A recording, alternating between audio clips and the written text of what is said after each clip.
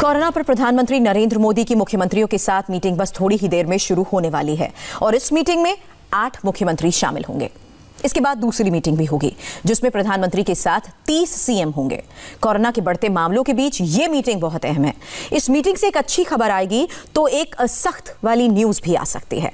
Meeting में क्या क्या होने वाला है इसका कुछ अंदाजा हमारे सीनियर रिपोर्टर्स को लगा है। ये खास रिपोर्ट देखिए।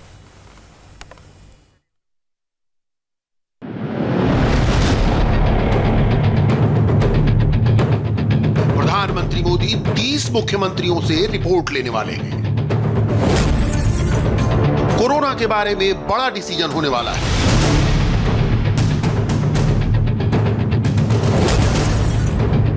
मुख्यमंत्री मोदी को क्या क्या बताने वाले हैं।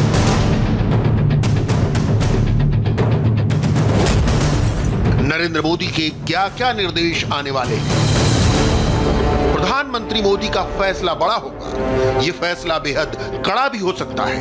फैसले से पहले नरेंद्र मोदी मुख्यमंत्रियों के साथ चर्चा करेंगे। ओपिनियन मुख्यमंत्रियों का होगा, डिसीजन नरेंद्र मोदी का होगा। मुख्यमंत्रियों के साथ मीटिंग से पहले पीएम ने अपना होमवर्क कर लिया है।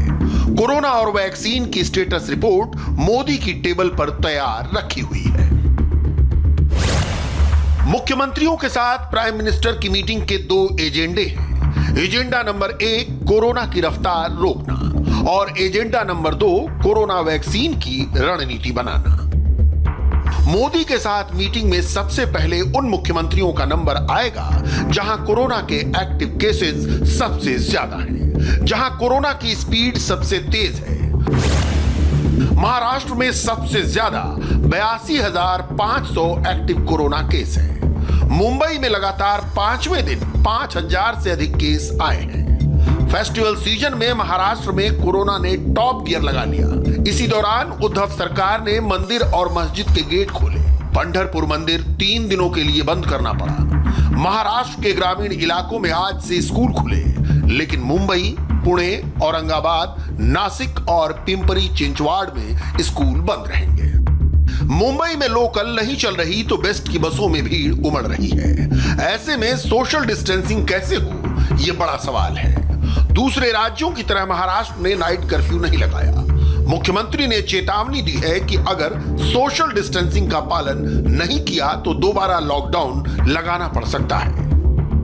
ही लाट जर पहिल्या लाटेची तुलना केली तर नुसती लाट नाही तर सुनामी आहे की काय अशी भीती वाटते।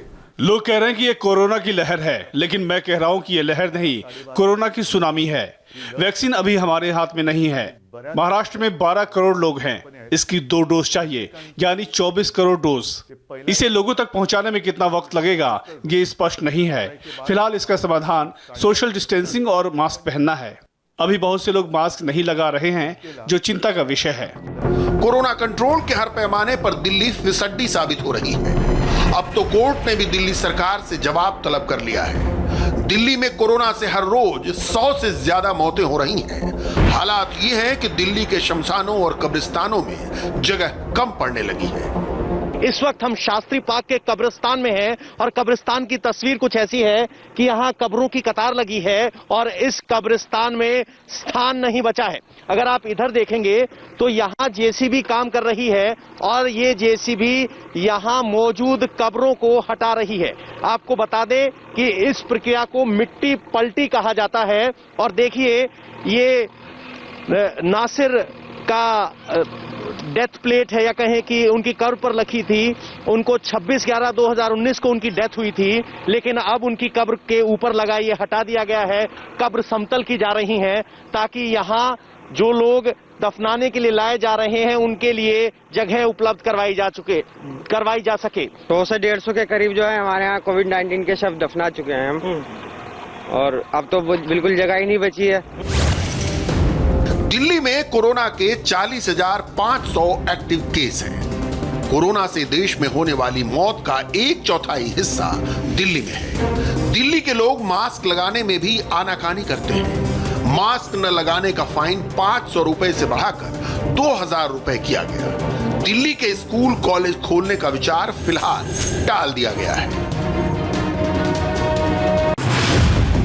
एक्सपर्ट्स कहते हैं कि दिल्ली में कोरोना की तीसरी लहर चल रही है। हालांकि कई लोग इस पर ऐतराज करते हैं क्योंकि दिल्ली में कोरोना की स्पीड कभी कम हुई ही नहीं। दिल्ली राजधानी है, दिल्ली केंद्र शासित प्रदेश भी है। एसडीएमए की मीटिंग को लेफ्टिनेंट गवर्नर हेड करते हैं, इसलिए पॉसिबल है कि केजरीवाल अपने पाले की गेंद धीरे से एलजी की ओर सरका दें। होम मिनिस्टर अमित शाह ने दिल्ली में मोबाइल RT-PCR टेस्ट लैब का उद्घाटन किया है। इस वैन से अब चलते फिरते कोरोना टेस्ट पॉसिबल हो जाएगा।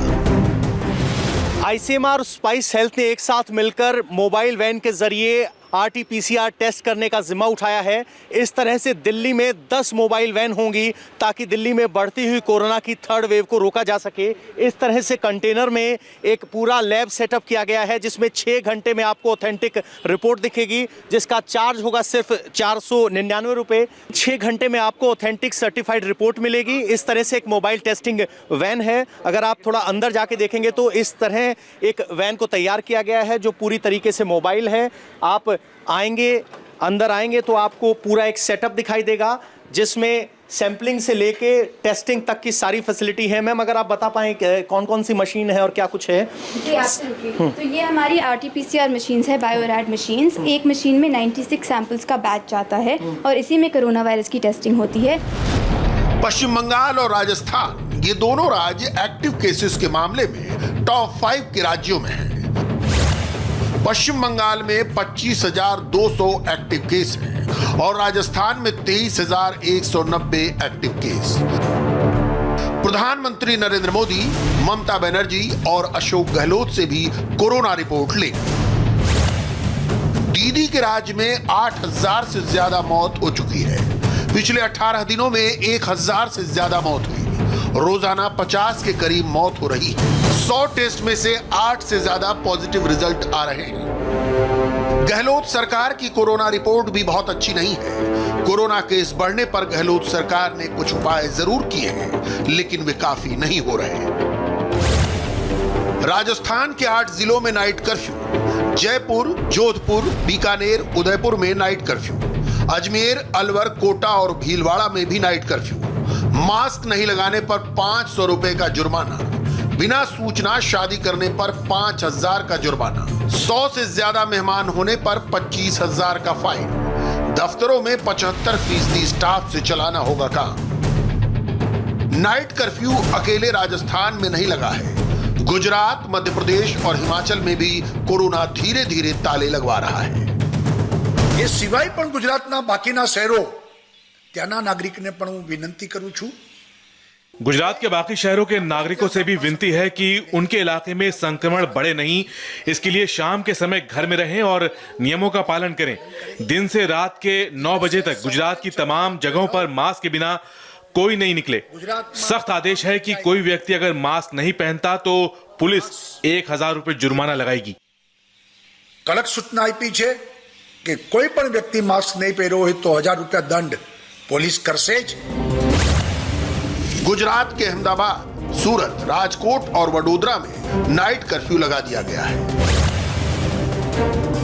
मध्य प्रदेश के भोपाल, इंदौर, जबलपुर, ग्वालियर, रतलाम, रीवा और सतना में भी नाइट कर्फ्यू से कोरोना कंट्रोल की कोशिशें हो रही हैं।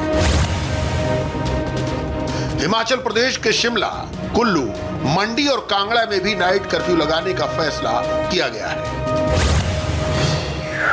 महाराष्ट्र में कोरोना प्रभावित राज्यों से आने वाले को RT-PCR टेस्ट कराना जरूरी होगा। उत्तराखंड में प्रवेश से पहले भी कोरोना नेगेटिव रिपोर्ट दिखानी जरूरी होगी। जब तक कोरोना के केसेस कम नहीं होती, एक कर्फ्यू जारी रहेगा। इस कर्फ्यू के दौरान मालवाहक ट्रक की आवाजाही जारी रहेगी। फैक्ट्रीज में काम करने वाले वर्कर्स फैक्ट्रियों में जा सकेंगे।